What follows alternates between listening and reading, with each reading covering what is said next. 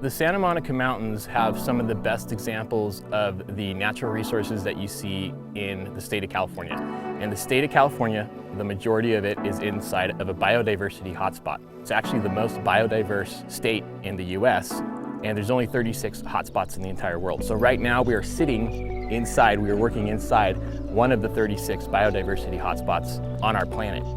More than a third of the plant species that you find in California, you find there and nowhere else in the world, which is remarkable. And so like Santa Monica Mountains have some of the best examples of those types of resources that are unique to the entire planet.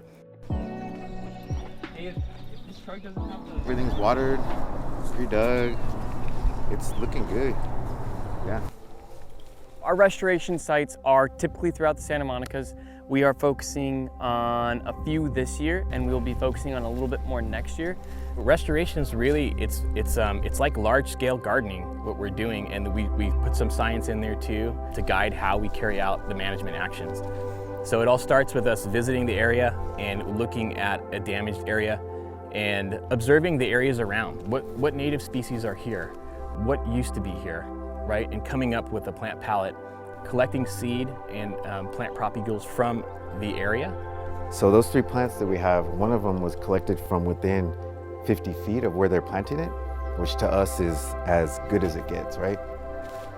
What we see when our plants aren't there is that like these non-native, a lot of times annuals, so they're awake for like 6 months, they go to sleep and they're completely dry. And that's really easy to burn during a fire. If we're next to a neighborhood, one of the most important reasons to plant our natives is that they hold on to water a little bit more. We don't have as many weedy natives and they don't burn as quickly. What we're trying to do is essentially outcompete the invasive plant species that have taken root here over time and over hundreds of years basically. So where we're standing, you and I, this used to be cattle pasture. So all of these bushes that you see that survived, most of them on this side of where I'm standing have been replanted by the national parks.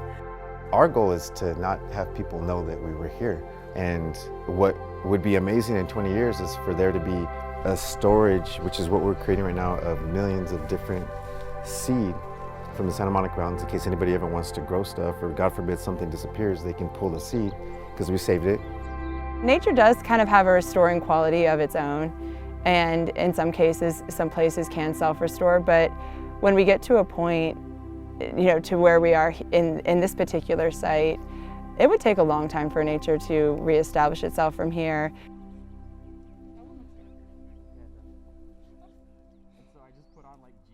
I had no idea what I wanted to do before this.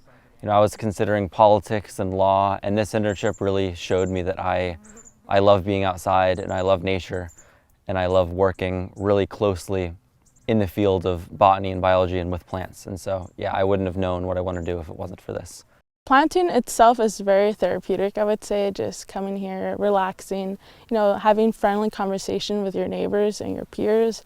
It's just an awesome time. And I think it's so relaxing just because I've always been a city person, so I've never had the opportunity to come here and interact with nature, with a quiet community.